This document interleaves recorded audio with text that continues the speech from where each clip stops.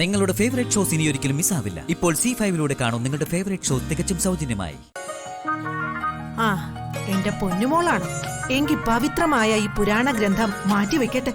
നിന്റെ സാന്നിധ്യത്തിൽ എടുക്കാൻ പറ്റിയതല്ല ഈ പുസ്തകം. വന്നു കയറിയപ്പോഴേ ഊതുവാണോ? എന്നാ പിന്നെ പറയാനുള്ളത് പറഞ്ഞോളൂ.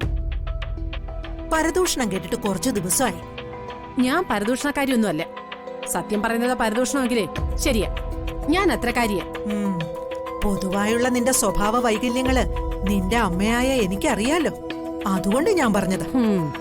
എനിക്കെന്തെങ്കിലും വൈകല്യം ഉണ്ടെങ്കിലേ അതെല്ലാം എന്റെ അമ്മയിൽ നിന്നും പകർന്നു കിട്ടിയതാ.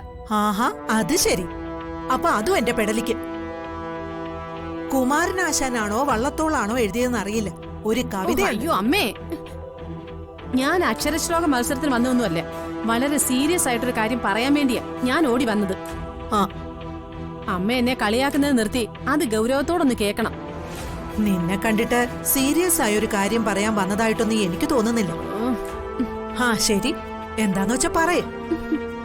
അമ്മേ, ഞാനും ഒരു അമ്മയമ്മേ.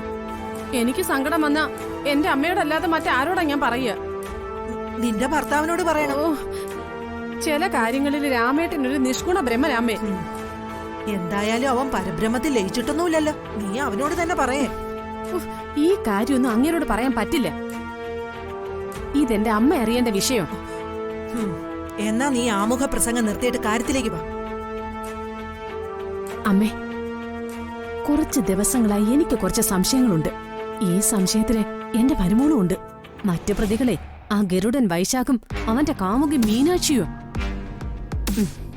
ഇവര് മൂന്നുപേരും ചേർന്ന് ഇതിനകത്ത് എന്തൊക്കെയോ അന്തർനാടകങ്ങൾ നടത്തുന്നുണ്ട്. എന്ത് നാടകങ്ങൾ? അന്തർനാടകങ്ങള്. നീ കാര്യം തെളിച്ചു പറയടി. അമ്മേ, ഞാൻ എതിർത്തിട്ടും ഒടുവിൽ കാർത്തിമോന്റെ അനുവാദത്തോടുകൂടി മീനാക്ഷി ചെക്കപ്പിനാണെന്നും പറഞ്ഞ് മൈഥിലിയും കൂട്ടി ഹോസ്പിറ്റലിലേക്ക് പോയിരിക്കുന്നു.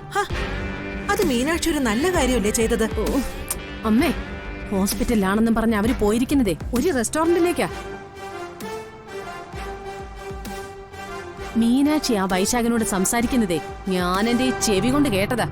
അറിയോ? നീ എന്തിനാ ഇതൊക്കെ ഒളിച്ചു നിന്ന് കേൾക്കാൻ പോയത്? അവരൊക്കെ ചെറുപ്പക്കാരി പിള്ളേര്, വിവരവും വിദ്യാഭ്യാസവും ഉള്ള കുട്ടികൾ.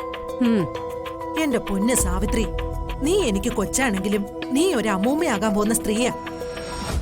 അത് നീ മറക്കരുത്. അതുകൊണ്ടാ എന്റെ അമ്മ എനിക്ക് ഉൾക്കണ്ട. ആ മാലതിയുടെ ആങ്ങളെ വെകിളി പിടിച്ച് നടക്കുന്ന ഒരു കരടിയാ.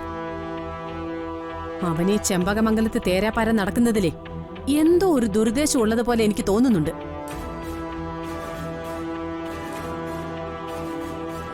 ഇവനും മീനാക്ഷിയും തമ്മിലുള്ള പ്രേമത്തിനെ മീഡിയേറ്റർ ആയിട്ട് നിൽക്കുന്നത് എന്റെ മരുമകളാണെന്ന് തോന്നുന്നു.